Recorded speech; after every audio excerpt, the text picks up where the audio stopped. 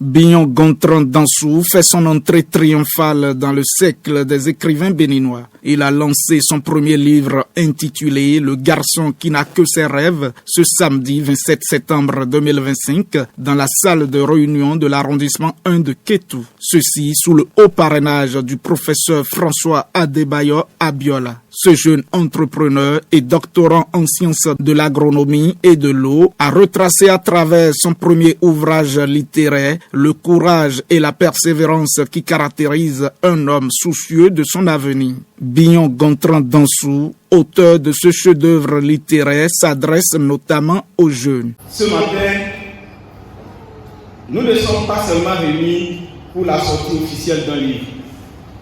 Nous sommes réunis pour célébrer une idée, celle que même un garçon qui n'a que ses rêves peut changer son histoire.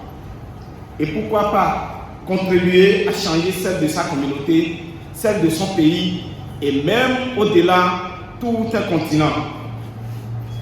Des rêves et des ambitions.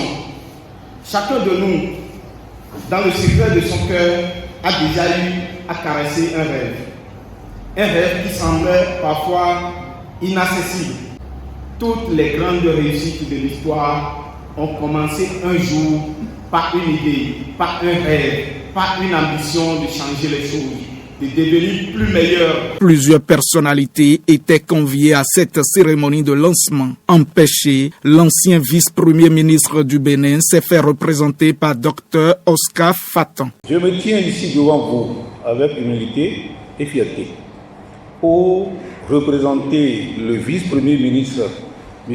Abiola Adebayo François, parrain de cet événement qui m'a confié la mission de porter sa voix, ses encouragements et tout son soutien à l'auteur et à l'Assemblée de cette belle initiative.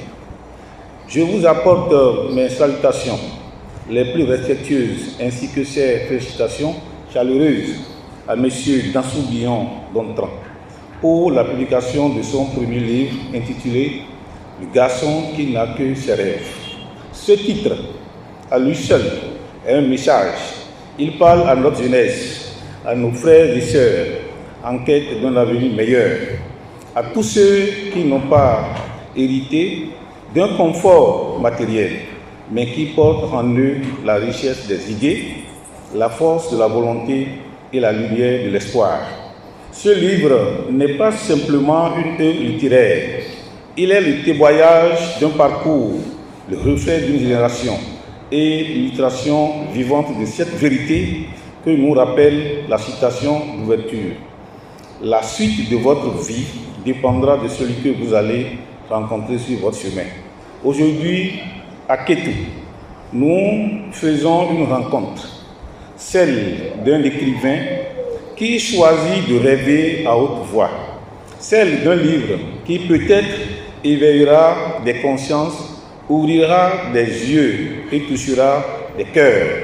Et c'est précisément ici, sur cette terre d'histoire, de culture et de spiritualité que cette rencontre prend tout son sens. Car Kétou n'est pas qu'une commune, mais un symbole.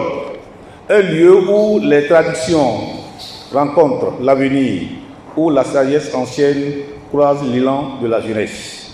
Au nom du ministre François Abiola, je félicite l'auteur pour ce parcours courageux et je l'encourage à poursuivre dans cette voie, de ne pas se décourager.